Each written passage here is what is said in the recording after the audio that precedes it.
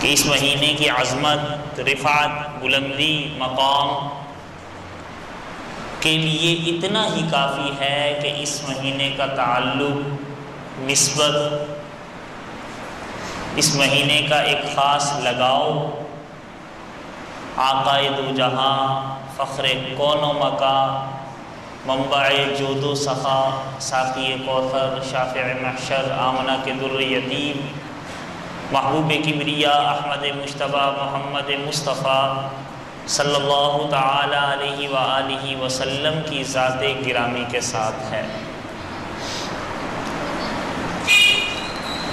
یعنی نبی پاک صلی اللہ تعالی علیہ وآلہ وسلم کی زندگی کے اہم واقعات،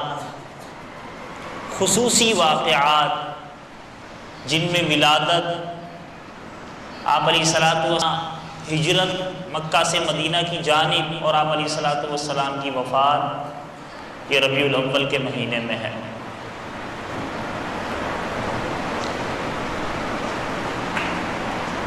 اور ہمارا عقیدہ ہے کہ نبی دو عالم، آقا دو جہاں، فخر کون و مکان، سید الاولین والآخرین صلی اللہ تعالی علیہ وآلہ وسلم کا تذکرہ کرنا، حضور علیہ الصلوۃ والسلام کی زندگی کا، حضور علیہ الصلوۃ والسلام کے عادات کا، اطوار کا، افکار کا، کردار کا، حضور علیہ الصلوۃ والسلام کے اٹھنے بیٹھنے کا، حضور علیہ الصلوۃ والسلام کے گفتار بول چال کا، حضور علیہ الصلوۃ والسلام کی نصیحتوں کا، سنتوں کا، حدیثوں کا، حضور علیہ الصلوۃ والسلام کی شام و سحر کا، لیل و نہار کا، قعود و قیام کا، ان تمام چیزوں کا تذکرہ کر اپنی زندگیوں میں لانے کی کوشش کرنا، یہ ایک مسلمان کا فریضہ بھی ہے اور باعث عبادت اور برکت بھی ہے۔ یہی وجہ ہے کہ مسلمان ایک ماہ نہیں، یا چند دن نہیں، یا چند سیکنڈ نہیں، بلکہ مسلمان تو حقیقتاً وہ ہے کہ جو اپنی ساری زندگی حضور پر نور صلی اللہ تعالی علیہ وآلہ وسلم کا تذکرہ کرے، زبان سے بھی اور اپنے جسمانی اعضاء سے بھی، اپنے کردار سے بھی، گفتار سے بھی، کردار سے بھی، اپنی سیرت اور زندگی کو حضور صلی اللہ تعالی علیہ وآلہ وسلم کے صلی اللہ تعالی علیہ وآلہ وسلم کے سانچے میں ڈھال کر بتائے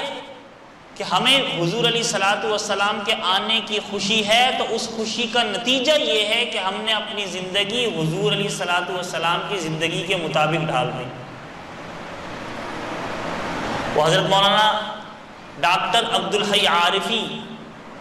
رحمہ اللہ فرمایا کرتے تھے کہ مومن کی زندگی میں سال میں ایک مرتبہ ربیع الاول یا 30 دن یا 29 دن نہیں آتے، بلکہ مومن تو وہ ہے جس کی زندگی کا ہر لمحہ ربیع الاول ہے۔ وہ زندگی میں